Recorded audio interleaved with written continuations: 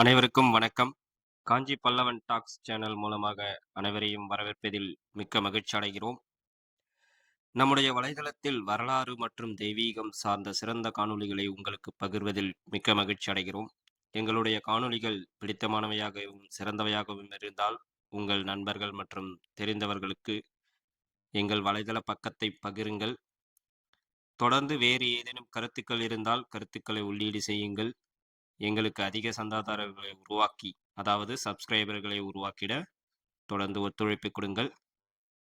நன்றி. இன்றைய காணொளியில் நாம் காணவிருப்பது வரலாற்றில் மிகவும் பெருமையோடு இன்றும் நிலைத்து நிற்கும் 1300 ஆண்டுகளுக்கு மேலாக வரலாற்றின் புகழை தாங்கி நிற்கும் காஞ்சிபுரம் கைலாசநாதர் கோயிலை பற்றித்தான் நாம் முழுமையாக பார்க்கவிருக்கிறோம். காணொளி சிறிது பெரிதாக இருந்தாலும் இருக்கும். தொடர்ந்து பொறுமையோடு பாருங்கள். பல அரிய செய்திகளை உங்களுக்காக தொகுத்து இணைத்துள்ளோம். தொடர்ந்து இணைந்திருங்கள். இந்த கோயிலை கட்டியவர் பல்லவர்களின் வழித்தோன்றலான 2ஆம் நந்திவர்மன் என்று அழைக்கக்கூடிய ராஜசிம்மன் என்னும் பல்லவ ராஜா. இதுதான் இந்த கோயிலின் தீர்த்த குளம். இதைத் தொடர்ந்து கோயிலின் ஒவ்வொரு பகுதியையும் உங்களுக்கு முழுமையாக காண்பிக்க உள்ளேன். சில இடங்களில் விரைவான காணொளி காட்டப்படும். காணொளி உங்களுக்கு சற்று சலிப்பு ஏற்படாமல் இருப்பதற்காக அவ்வாறு செய்துள்ளோம். இப்பொழுது நாம் பார்ப்பதுதான் ராஜசிம்மேஸ்வர கோபுரம். அதைத் தொடர்ந்து கோயிலின் மதிர் சுவர். இந்த கோயிலின் கோபுரம் மன்னிக்கவும், இந்த கோயிலின் சுற்றுச்சுவர் பார்த்தோம் என்றால் யாழித்தூண்கள், அதாவது யாழித்தூண்களில் வீரர்கள் அமைந்திருப்பது போன்ற சிற்ப வேலைப்பாடு கோயிலின் 4 புறமும் உள்ள மதில் சுவரில் பொறிக்கப்பட்டுள்ளது. இதுதான் ராஜசிம்மேஸ்வர கோபுரம். நாம் அந்த கோயிலின் மதிர்ச்சுவரை சுற்றி கொண்டுதான் இப்போது இருக்கிறோம். இப்பொழுது ஒரு யாழித்தூணில் இருக்கும் வீரர்கள் மற்றும் அந்த காலத்தில் செய்யப்பட்ட சிற்பத்தின் வேலைப்பாடு எவ்வளவு தெளிவாகவும் இன்னும் பல ஆண்டுகள் கடந்தும் எவ்வளவு அழகாக இருக்கிறது என்பதை உங்களுக்கு பெரிதுபடுத்தி காண்பிக்கிறேன். பாருங்கள். இன்னும் சற்று தெளிவாக காண்பிக்கிறேன். எவ்வளவு அழகான ஒரு வீரர் யாழித்தூண் மீது அமர்ந்திருப்பது போன்ற ஒரு சிற்பம். இவைதான் இந்த கோபுரத்தின் 3 பக்கங்களிலும் சுற்றி காணப்படும். நாம் இப்போது இருப்பது ராஜசிம்மேஸ்வரத்தின் பின்புறம். அதைத் தொடர்ந்து இப்பொழுது வடக்கு திசையில் உள்ள மதிர்ச்சுவரை நாம் கடந்து செல்லவிருக்கிறோம். இந்த பகுதியில்தான் கல்வெட்டுக்களும் உள்ளன. இது வடதுபுறமாக இருந்து தென்பக்கத்தை கோவிலை தரிசிப்பது. வாருங்கள். இப்பொழுது நாம் காண்பது கல்வெட்டுக்கள். கிரந்த மொழி மற்றும் நாகரி மொழியினால் எழுதப்பட்ட கல்வெட்டுக்கள் இந்த கோயிலின் ஒவ்வொரு வரலாற்றையும் தாங்கி நிற்கும் ஆதாரங்களாகும். சற்று பெரிதுபடுத்தி காண்பிக்கிறேன். இவை கிரந்த மொழி மற்றும் நாகரி மொழியினால் எழுதப்பட்ட கல்வெட்டுக்கள் இன்னும் ஆதாரங்களை தாங்கி நிற்கின்றன. இவை அடையாளமாக இந்த கோயிலின் வடக்கு திசையில் மதில் சுவரை ஒட்டியுள்ள இடத்தில் தனியாக அமைக்கப்பட்டுள்ளன. நீங்கள் கோயிலுக்கு சென்றால் சென்று கண்டு மகிழுங்கள். அது மட்டுமின்றி இங்கு பல அடையாளங்களை தாங்கிய கல்வெட்டுக்கள் உள்ளன. இதோ அவற்றை ஒவ்வொன்றாக நாம் பார்த்து கொண்டிருக்கிறோம். இங்கே அழகாக அவற்றை வரிசைப்படுத்தி வைத்துள்ளார்கள். நன்கு வரலாறு தெரிந்தவர்கள், கிரந்த மொழி படிக்க தெரிந்தவர்கள், நாகரி மொழி தெரிந்தவர்கள் இங்கே இவற்றை வந்து ஆராய்ச்சி செய்து பார்க்கலாம். நேரம் கிடைத்தால் வந்து இந்த அழகிய வரலாற்று ஆவணங்களை தொட்டு பார்த்தாவது மகிழ்ச்சி கொள்ளுங்கள். அந்த கால சிற்பத்தின் சில வடிவங்கள் இங்கே வைக்கப்பட்டுள்ளன. மீண்டும் இந்த ராஜசிம்மேஸ்வர கோபுரத்தின் தரிசனத்தை நான் வடக்கு திசையில் இருந்து உங்களுக்கு காண்பித்துக் கொண்டிருக்கிறேன். இப்பொழுது திரும்பவும் நாம் மதில் சுவரை தொடர்ந்து சுற்றி செல்லலாம். நான் ஒவ்வொரு காணொளியிலும் உங்களுக்கு ஏற்கனவே சொன்னது போல் எங்கு சென்றாலும் அந்த இடத்தின் முழுமையையும் நீங்கள் சென்று நீங்களாகவே அங்கிருந்து அனுபவித்தது போன்ற ஒரு காட்சியை கொண்டு வருவதுதான் எங்களின் நோக்கம்.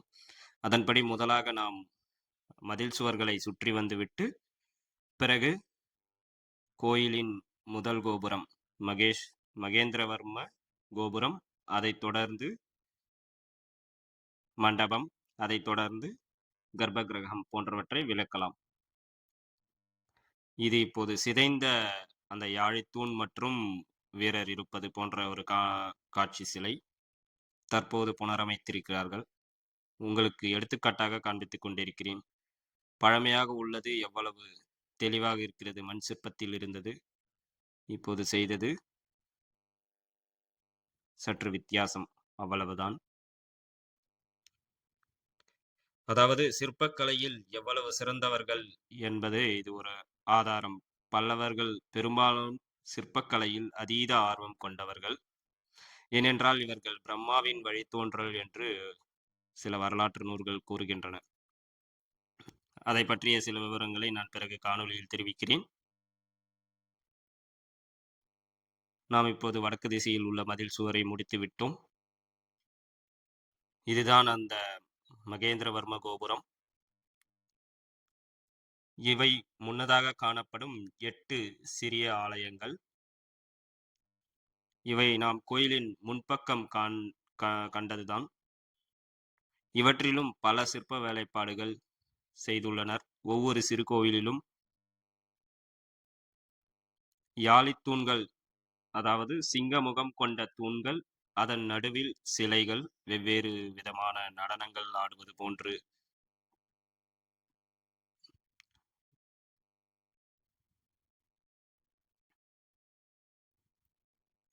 இது கிழக்கு திசையில் காணப்படும் மதில் சுவரின் ஒரு சிற்பத்தை உங்களுக்கு காண்பிக்கிறேன்.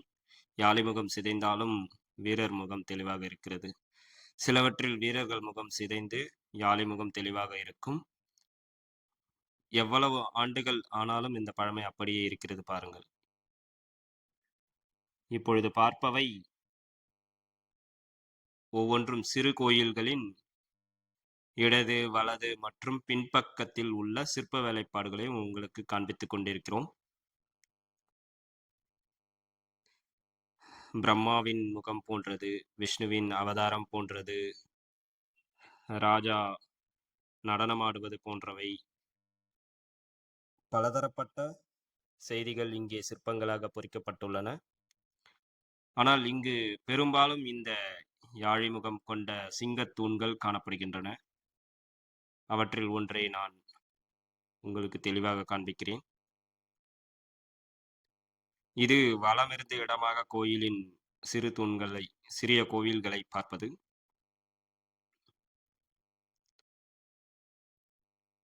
இதுதான் அந்த சிறு கோயில்கள். 8 சிறு கோயில்கள் முன்னதாக உள்ளன. கோயிலின் மகேந்திர கோபுரத்தை கடப்பதற்கு முன்னால். இந்த கோயிலின் அமைப்பு எப்படி இருக்கும் என்றால், முதலில் 8 சிறு கோவில்கள், அதற்கப்புறம் மகேந்திரவர்ம கோபுரம், அதைத் தொடர்ந்து மண்டபம், அதைத் தொடர்ந்து ராஜசிம்மேஸ்வரம் என்று அழைக்கப்படும் கர்ப்பகிரகம்.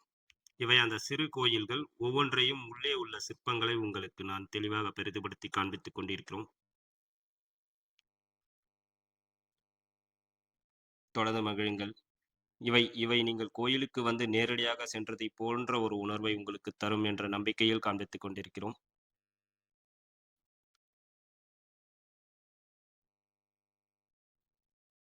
நேரம் மற்றும் காணொளியின் நீளத்தை குறைப்பதற்காக சில இடங்களில் விரைவாக காணொளியை இவ்வாறு செய்துள்ளோம்.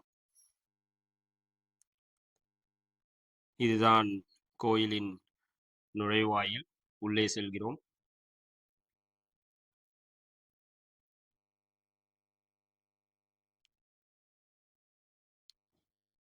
இருபுறமும் சிங்கமுகத் தூண்கள். நுழைந்ததும் மகேந்திரவர்ம கோபுரம் எனும் முதல் வரவேற்பு. இதனுள்ளே சிவலிங்கம் இருக்கும். இது எப்போதாவது மட்டும் திறந்து பூஜை செய்வார்கள். இந்த பக்கமும் சிற்ப வேலைப்பாடுகள் நிறைந்த சுவர். அவற்றை உங்களுக்கு காண்பிக்கிறேன், தெளிவாக பாருங்கள். மகேந்திரவர்ம கோபுரம், சிற்பங்கள். இதைத் தொடர்ந்து நாம் காண்பது துவாதச ஆதித்யர் சிலை. இப்பொழுது நாம் கோயிலின் உள்ளே நுழைந்ததும் இடதுபுறமாக உள்ளே நுழைந்து வலதுபுறமாக வர வேண்டும். ஒவ்வொரு பக்கத்தையும் உங்களுக்கு நான் சிற்ப வேலைப்பாடுகளை காண்பித்துக் கொண்டு விளக்கம் கொடுத்து கொண்டே வருகிறேன்.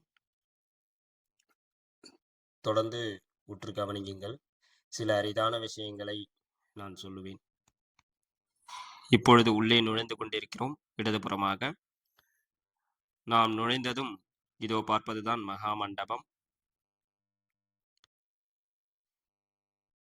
இந்த மகா மண்டபத்தின் முன்பக்கத்தை உங்களுக்கு காண்பிக்கிறேன். இது சோழர்களால் உருவாக்கப்பட்டது என்று வரலாறுகள் கூறுகின்றனர். இது மன்னிக்கவும், மகேந்திரவர்மேஸ்வரம் எனும் மகேந்திர கோபுரம். அதன் பின்பக்கத்தில் உள்ள சிலைகள்.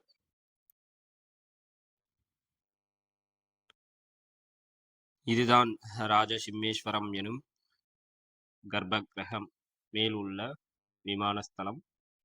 கைலாச ஏழை திருடி புகழுடை ராஜசிம்மேஸ்வரத்தில் வைத்தேன், வானைத்தொடும் இச்சன்னிதானத்தில் என்றும் வாழ்க விருஷாங்கன் எனும் கவிதை கல்வெட்டுக்களில் உள்ளது. அதை போன்றே இங்கு இறைவனின் பல நடனம் சார்ந்த அழகிய சிற்ப வேலைப்பாடுகள் செதுக்கப்பட்டுள்ளன. இப்பொழுது நாம் ஒவ்வொன்றாக வேகமாக பார்த்து கொண்டிருப்பது சிறு கோயில்களின் மாலை தொகுப்பு. அதாவது கோயிலின் கர்ப்ப கிரகம் மற்றும் அர்த்த மண்டபத்தை தொடர்ந்து மகா மண்டபம், இவற்றை சுற்றி 3 பக்கங்களாலும், மன்னிக்கவும் 3 அல்லது 4 பக்கங்களாலும் சிறு கோயில்களின் மாலை தொகுப்பு. கிட்டத்தட்ட 58 சிறு கோயில்கள் உள்ளன. ஒவ்வொரு கோயில்களிலும் சோமஸ்கந்தர் ஆலயத்தின் சிற்ப வேலைப்பாடுகள் பொறிக்கப்பட்டுள்ளன. ஒவ்வொன்றாக உங்களுக்கு நான் காண்பித்துக் கொண்டிருக்கிறேன். அந்த ஒவ்வொரு சிறு கோயில்களின் இடைப்பட்ட பகுதியிலும் பல சிற்ப வேலைப்பாடுகள் இங்கே உள்ளன. எனக்கு தெரிந்த தகவல்களை உங்களுக்கு தொகுத்து காண்பித்துக் கொண்டிருக்கிறோம். இன்னும் மேலும் பல தகவல்கள் உங்களுக்கு வேண்டுமென்றால் கோயிலுக்கு நேராக சென்று வரலாற்று புத்தகங்களின் துணையோடு நீங்கள் பார்க்கும் பொழுது இன்னும் ஆச்சரியம் கொள்வீர்கள். எவ்வளவு சிற்ப வேலைப்பாடுகள் இங்கே பொறிக்கப்பட்டுள்ளன அந்த காலத்தில். அதுவும் 1300 ஆண்டுகளுக்கு மேலாகவும் அவை இன்னும் அழியாமல் பாதுகாக்கப்பட்டு வருகின்றன. தொல்லியல் துறைக்கு மிகவும் நன்றிகள். இதை இப்படியே இன்னும் பல 1000 ஆண்டுகள் நமது சந்ததிகளுக்கு கொண்டு சென்று நாம் காண்பிக்க வேண்டும்.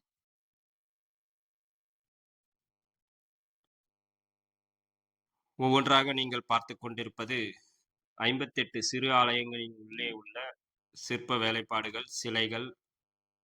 சில இடங்களில் இந்த சிலைகள் வண்ணப்பூச்சுக்களால் அமைக்கப்பட்டிருக்கும். அவை சிலர் பல்லவர் காலத்தில் உருவாக்கப்பட்டது என்றும், சிலவை சோழர் காலத்தில் உருவாக்கப்பட்டது என்றும் கூறுகின்றனர். எது எப்படியோ நம்முடைய முன்னோர்கள் உருவாக்கியது என்பதை நாம் பெருமிதம் கொள்வோம்.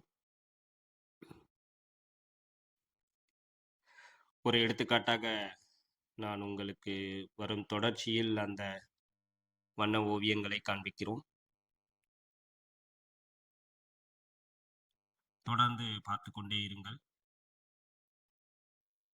சில இடங்களில் சிற்ப வேலைப்பாடுகள், இதுதான் அந்த வண்ணப்பூச்சி ஓவியம். சில இடங்களில் சிற்ப வேலைப்பாடுகள் சமீபத்தில் நடந்திருக்கலாம். காரணம், அவற்றின் அழகை இன்னும் பல ஆண்டுகள் மக்களுக்கு காண்பிக்க வேண்டும் என்பதற்காக. இது போன்று பழைய சிற்பங்கள் சில அப்படியே இருக்கின்றன. மிகவும் நலிவடைந்தவற்றை மேம்படுத்தவே அந்த முயற்சி ஏற்றுக்கொள்ளப்பட்டது.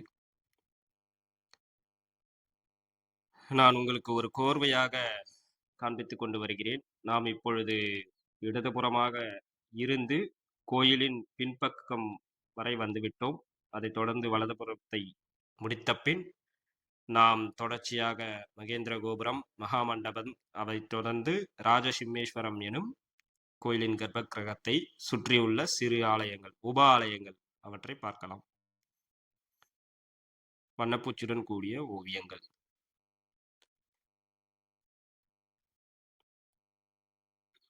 இவற்றை நான் வேகமாக காணொளியில் காண்பிப்பதற்கு காரணம், காணொளியின் நீளத்தை குறைப்பதற்காக. வேண்டும் எனும் இடங்களில் நீங்கள் பாஸ் செய்து பார்த்து கொள்ளலாம், அதாவது நிறுத்தி சிற்பங்களை பார்த்து கொள்ளலாம். சோமஸ்கந்தர் சிற்பங்கள் பல இங்கே உள்ளன. அதாவது ஈஸ்வரன், பார்வதி மற்றும் முருகன் ஆகியோர் சேர்ந்த உருவங்கள் சிலைகளாக இங்கே வடிக்கப்பட்டுள்ளன. அதைதான் சோமஸ்கந்தர் சிற்பங்கள் மற்றும் ஆலயங்கள் என்று இங்கே குறிப்பிட்டுள்ளனர் வரலாற்று நூல்களில். பெரும்பாலும் சிவனும் பார்வதியும் இருப்பது போன்ற சிற்பங்கள், அவர்களின் ஒவ்வொரு நாள் நிகழ்வு, நடன நிகழ்வு போன்றவை இங்கே பொறிக்கப்பட்டுள்ளன. அந்த 58 சிறு ஆலயங்கள், சிறு ஆலயங்களின் தொகுப்பை நாம் இன்னும் சற்று நேரத்தில் முடிக்கவிருக்கிறோம். இவைதான் அந்த சிற்ப வேலைப்பாடுகள். சில சிதிலமடைந்துள்ளன. இவற்றின் ஒவ்வொரு சிறு ஆலய தொகுப்பிலும் 2 யாழைத்தூண்கள், அதன் கீழ் கிரந்த மற்றும் நாகரி கல்வெட்டுக்கள், அதன் மேல் சிற்பம், அதன் மேல் கோபுரம். அந்த கோபுரத்திலும் சிற்ப வேலைப்பாடுகள் அழகாக இருக்கும். அதாவது இந்த 58 கோபுரத்திலும். இப்பொழுது உங்களுக்கு ஒரு எடுத்துக்காட்டாக காண்பித்துக் கொண்டிருக்கிறோம். பாருங்கள் எப்படி இருக்கிறது என்று சிறு ஆலயங்களின் தொகுப்பு. சிங்கமுகத் தூண்கள், உள்ளே சிற்பங்கள், இடையிடையே சிற்பங்கள். இவைதான் இந்த சிறு ஆலயங்களின் தொகுப்பு.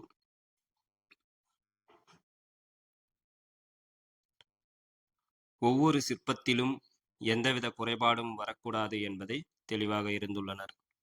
ராஜசிம்மேஸ்வரத்தின் ஒரு முழு காணொளியை இப்போது பார்த்து கொண்டிருக்கிறோம். முடிவுக்கு வந்துவிட்டோம் இந்த சிறு ஆலயங்களின் தொகுப்பு. இப்பொழுது நாம் பார்த்து கொண்டிருப்பது வடக்கு திசை. ஒரு அழகிய கார்வையாக உங்களுக்கு காண்பித்துக் கொண்டிருக்கிறோம். சிறு ஆலயங்களின் தொகுப்பு முடிவுற்றது. இப்பொழுது நாம் பார்ப்பது மகாமண்டபம். மழலை செல்வங்கள் கோயிலை காண வந்துள்ளனர். ராஜசிம்மேஸ்வரத்தின் நுழைவாயில் இதுதான். உங்களுக்கு பொறுமையாக காண்பித்துக் கொண்டிருக்கிறோம். ஏற்கனவே இதை ஒரு முறை காண்பித்து விட்டோம். இது உப ஆலயங்களில் ஒன்று. அதாவது இந்த கர்ப்ப கிரகத்தில் மொத்தம் 8 உப ஆலயங்கள் உள்ளன. கோயிலின் சிறப்பே மிகவும் கட்டிடக்கலையை எவ்வளவு தெளிவாக காண்பிக்க முடியும் என்பதை இங்கே நிரூபித்துள்ளனர். அதுதான் மிகப்பெரிய அதிசயம். இந்த கோயிலின் கர்ப்ப கிரகத்தை சுற்றி சிறு ஆலயங்கள் 8, 58 சிறு கோயில்களின் தொகுப்பு. வெளிப்புறத்தில் வரவேற்பாக 8 சிறு ஆலயங்கள். ஒவ்வொன்றிலும் சிற்ப வேலைப்பாடுகள் அவ்வளவு தெளிவாக காணப்படும். இது 2வது உப ஆலயம் என்று அழைக்கப்படும். நடனங்கள், இது கிரந்த மொழி கல்வெட்டுக்கள்.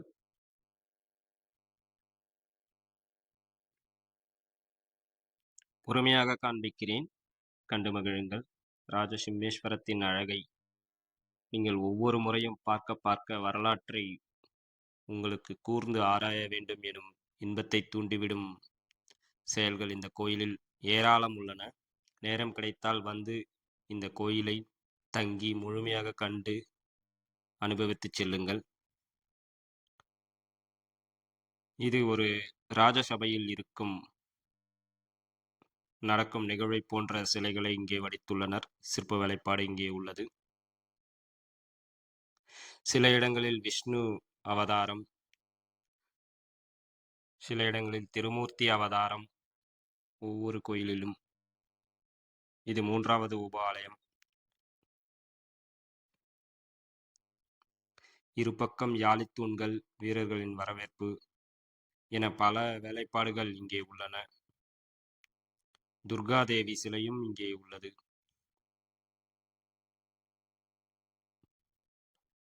ஒவ்வொன்றாக நாம் பொறுமையாக பார்த்து கொண்டே நகர்வோம். இது திருமூர்த்தி அவதாரம் என்றும் சொல்லலாம்.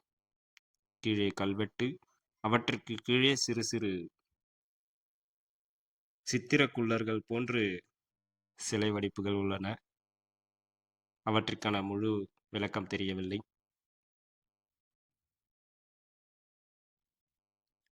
விஷ்ணுவின் அவதாரம், திருமூர்த்தி அவதாரம்.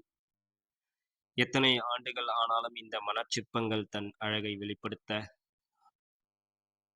வெளிப்படுத்தாமல் இல்லை. அவ்வளவு நேர்த்தியாக கண்களை கவர்கின்றன. பாருங்கள்.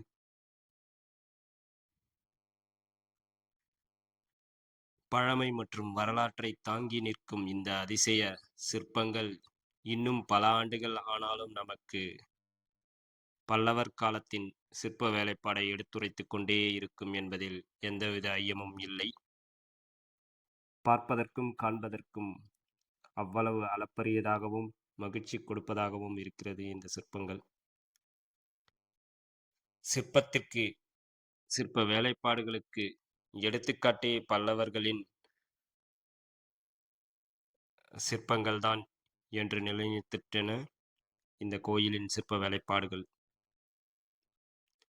சில இடங்களில் வார்த்தை பிறழ்வுகள் ஏற்பட்டால் மன்னிக்கவும். அது தொடர்ச்சியாக பேசும் பொழுது வரும். வெளிநாட்டவர்கள் வாரம் 3 முறையாவது வந்து இந்த கோயிலின் அதிசயத்தை காண்கின்றனர். நான் இதுவரை கேள்விப்பட்டது, பெரும்பாலான வெளிநாட்டவர்கள் வந்து இந்த கோயிலின் வரலாறு மற்றும் தெய்வீகத்தை சார்ந்து பல ஆராய்ச்சிகளுக்காக பார்த்துவிட்டு செல்கின்றனர். இங்கே இருப்பவர்கள், அதாவது காஞ்சிபுரத்தை அல்லது தமிழ்நாட்டை சுற்றி இருப்பவர்கள் வந்து பார்க்கலாம். எவ்வளவு அழகாக உள்ளது பாருங்கள். இது வந்து நாம் பார்த்து கொண்டிருப்பது 4வது உபாலயம் என்று நினைக்கிறேன். இதை பிச்சாடனமூர்த்தியின் அவதாரம் சிலை என்று சில வரலாற்று நூல்களில் குறிப்பிட்டுள்ளனர். ஒவ்வொன்றையும் நாம் ஆராயும் பொழுதுதான் அதன் மீதான ஆர்வமும் அதிகரிக்கும். வரலாற்று நூல்களை நீங்கள் படிப்பவர்களாக இருந்தால் பல்லவர் வரலாறு, கைலாசநாதர் கோயில் வரலாறு போன்ற நூல்களை படித்துவிட்டு இங்கே வந்து இந்த சிற்பங்களை பாருங்கள். அவ்வளவு தெளிவாகவும் சிற்ப வேலைப்பாடுகள் அவ்வளவு அழகாகவும் நேர்த்தியாகவும் வியப்போடும் இருக்கும். இன்னொரு பெருமையை சொல்ல வேண்டுமென்றால், தஞ்சை பெரிய கோயிலை கட்டிய ராஜராஜ சோழன் கைலாசநாதர் கோயிலின் சிற்ப வேலைப்பாடுகளை பார்த்து வியந்து இதை போன்ற ஒரு கோயிலை உருவாக்க வேண்டும் என்றுதான் தஞ்சை பெரிய கோயிலை கட்டினார் என்பது வரலாற்று நூல்களில் இடம்பெற்றுள்ள ஒரு ஆதாரமாகும். இந்த கோயிலை கட்டிய ராஜசிம்மன், அதாவது 2ஆம் நரசிம்மவர்மன் யாரென்றால், மாமல்லபுரத்தில் சிற்பக் கோயில்களை கட்டிய மகேந்திரவர்மனின் மகன் நரசிம்மவர்மன், அவரது மகன் பரமேஸ்வரவர்மன், பரமேஸ்வரவர்மன் மகன் ராஜசிம்மன் ஆவார். ஆம், மாமல்லபுரம் கோயில் என்பது பல பல்லவ மன்னர்களால் கட்டப்பட்ட ஒரு கோயில் ஆகும். சிற்ப வேலைப்பாடுகள், குடைவரை கோயில்களுக்கு அடுத்து சிற்ப வேலைப்பாடுகளை வெளிப்படுத்தியவர்கள் பல்லவர்கள் என்பதற்கான ஆதாரமாகும். அதைத் தொடர்ந்துதான் ராஜசிம்மன் தனது ஆளுமை கொண்ட காஞ்சிபுரத்தில் கைலாயத்தை ஒத்த ஒரு கோயிலை இங்கே அமைக்க வேண்டும் என்று பெரும்பாடுபட்டு இந்த கோயிலை கட்டினார் என்பது வரலாறு. உண்மையிலேயே தென் கைலாயம் என்று அழைக்கக்கூடிய ராஜசிம்மேஸ்வரத்தை இங்கே அமைத்திருக்கிறார் என்பது மிகவும் ஆச்சரியமான விஷயம். இறைவனே இங்கு வந்து நடனமாடி நமக்கு அருள் புரிவார் என்பது போன்ற பல செயல்கள் இங்கே சிற்பங்களாக வடிக்கப்பட்டுள்ளன. உண்மையில் இந்த கோயிலை வந்து காண்பதே தென் கைலாயத்தை சந்திப்பதற்கான ஒரு வரப்பிரசாதம் என்று கூட கூறலாம். பரமேஸ்வரனால் சுப்பிரமணியன் குமாரன் பிறந்தான் என்பது போல பரமேஸ்வரனுக்கு ராஜசிம்மன் எனும் ரணஜயன் பிறந்தான் எனும் புகழுடை கல்வெட்டு ஆதாரங்கள் இந்த கோயிலில் உள்ளன. பிரம்மாவின் வழித்தோன்றல் அங்கிரசன், அங்கிரசன் வழித்தோன்றல் பிரகஸ்பதி, பிரகஸ்பதியின் வழித்தோன்றல் ஷம்யு, ஷம்யுவின் வழித்தோன்றல் பரத்வாஜன், பரத்வாஜனின் வழித்தோன்றல் துரோணர், துரோணரின் வழித்தோன்றல் அஸ்வத்தாமன், அஸ்வத்தாமனின் வழித்தோன்றலே பல்லவர்கள் என்று பல வரலாற்று நூல்கள் கூறுகின்றன.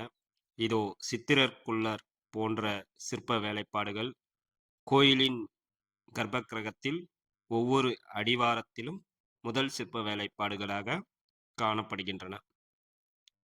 எவ்வளவு நேர்த்தியாகவும் அழகாகவும் ஒவ்வொரு விதமான காட்சிகளை இங்கே சிற்பங்களாக வடிவமைத்துள்ளனர் பல்லவர் காலத்து சிற்பிகள். உண்மையிலேயே பெருமைக்கும் போற்றுதலுக்கும் உரியவர்கள்.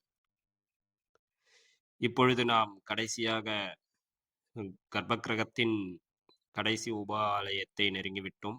இங்கே துர்காதேவி ஆலயம் மற்றும் தட்சிணாமூர்த்தி, சிவபெருமான் நடனமாடுவது போன்ற சிற்பங்கள் இங்கே உள்ளன. ஒவ்வொரு சிற்பத்தின் ஆரம்ப பகுதியில் சித்திரக்குள்ளர்கள் போன்ற சிற்பங்களும், அதைத் தொடர்ந்து கல்வெட்டுக்கள், அதன் மேல் உள்ளே சிற்பங்கள், முக்கியமான சிற்பங்கள், அதற்கு மேல் கோபுரம், கோபுரத்திற்கு மேல் பலவிதமான சிற்ப வேலைப்பாடுகள் இந்த ராஜசிம்மேஸ்வரத்தில் காணப்படுகின்றன.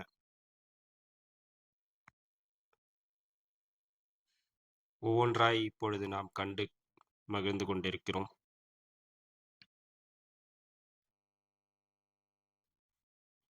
அதி அற்புதமான இந்த கைலாசநாதர் கோவிலின் ஒவ்வொரு பகுதியிலும் சிற்ப வேலைப்பாடுகள் மிகுந்த நேர்த்தியுடனும் அவ்வளவு அழகாகவும் தத்ரூபமாகவும் இறைவனின் ஒவ்வொரு செயலையும் இங்கே வடிவமைத்துள்ளனர். அவற்றை நாம் தொடர்ந்து கண்டு மகிழ்ந்து கொண்டிருக்கிறோம். இப்பொழுது நாம் பார்ப்பது கர்ப்பகிரகத்தின் வடக்கு பக்கமாக உள்ள சிற்ப வேலைப்பாடுகள். அதாவது வடக்கு புறத்தில் அமைந்துள்ள சிற்ப வேலைப்பாடுகள், இறைவனின் நடனம், துர்காதேவி கண்டு மகிழ்வது போன்ற சிற்ப வேலைப்பாடுகள் இங்கே உள்ளன. அதைத் தொடர்ந்து மேற்கு பக்கமாக, மன்னிக்கவும், மேல் பக்கமாக கோபுரத்தை நாம் காணலாம். இவை சிங்கமுக யாழிகள் மேல் அமர்ந்திருப்பது போன்ற சிலைகள். தத்ரூபமாக மணச்சிற்பங்களால் வடிவமைக்கப்பட்டுள்ள இவைகள் இத்தனை ஆண்டுகள் ஆகியும் அவ்வளவு அழியாமல் அவர்களின் கைவண்ணத்தை நமக்கு காண்பித்துக் கொண்டிருக்கின்றன.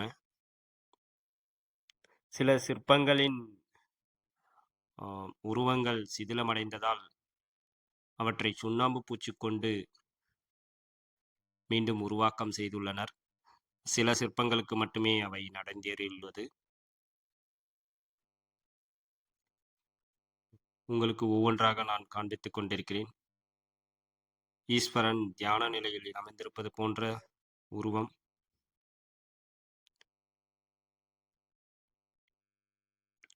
பெரும்பாலான இடங்களில் விநாயகர் முகமும் நந்தி சிலைகளும் இங்கே ஆங்காங்கே வைக்கப்பட்டுள்ளன.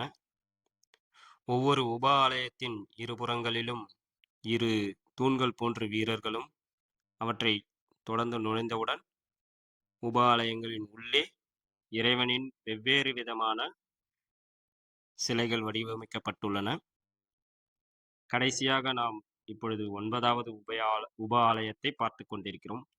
இது துர்காதேவியின் நடனம் என கூறப்படும் சிலை. பொறுமையாக காண்பிக்கிறேன், பார்த்து மகிழுங்கள். இவை சிங்கமுக யாழிகள். ஒவ்வொரு உப ஆலயங்களின் தொடர்ந்து அவற்றை பாதுகாப்பது போன்று ஒரு நிலையில் வைக்கப்பட்டுள்ளன.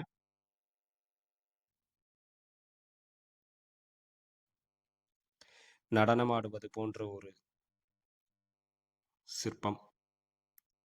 இந்த ராஜசிம்மேஸ்வரம் என்று அழைக்கப்படும் கர்ப்ப கிரகத்தின் ஏறத்தாழ பல லட்சம் சிற்ப வேலைப்பாடுகள் உள்ளன. ஒவ்வொன்றும் தத்ரூபமானவை. நீங்கள் அதை கண்டு உண்மையிலேயே மகிழ்வதற்கு சில நாட்கள் கூட உங்களுக்கு பத்தாது. இது சிறு கோயில்களின் மாலை தொகுப்பை நாம் முன்னரே கண்டுவிட்டோம். ஒரு அழகான காட்சியாக உங்களுக்கு காண்பித்துக் கொண்டிருக்கிறேன்.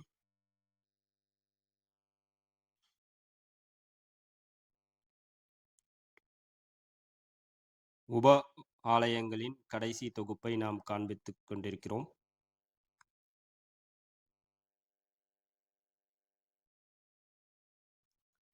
கிரந்தமொழி கல்வெட்டுக்கள், நாகரி கல்வெட்டுக்கள் ஒவ்வொரு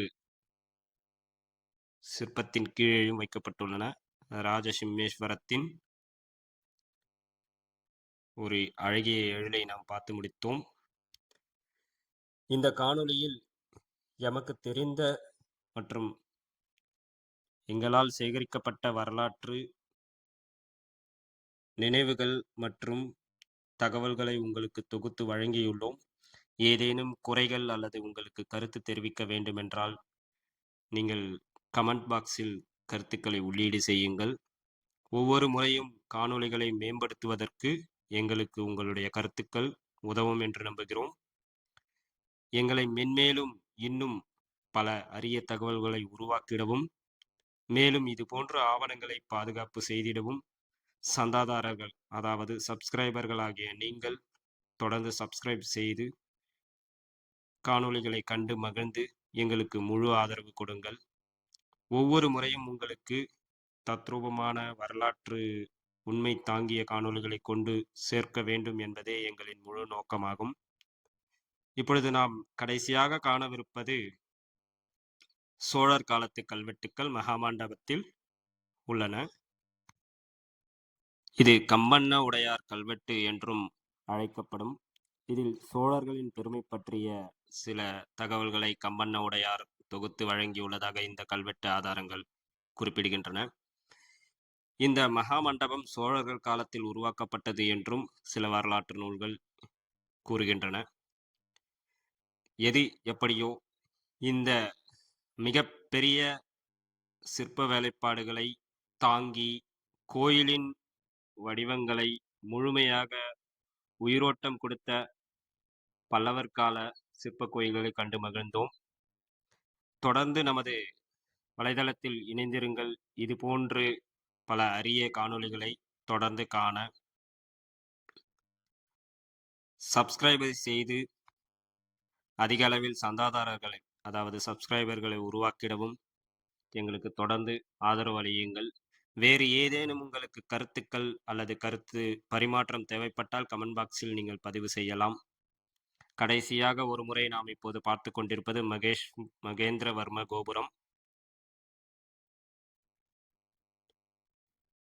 நாம் மகாமண்டபத்தின் முன் நின்று இவற்றை உங்களுக்கு காண்பித்துக் கொண்டிருக்கிறோம்.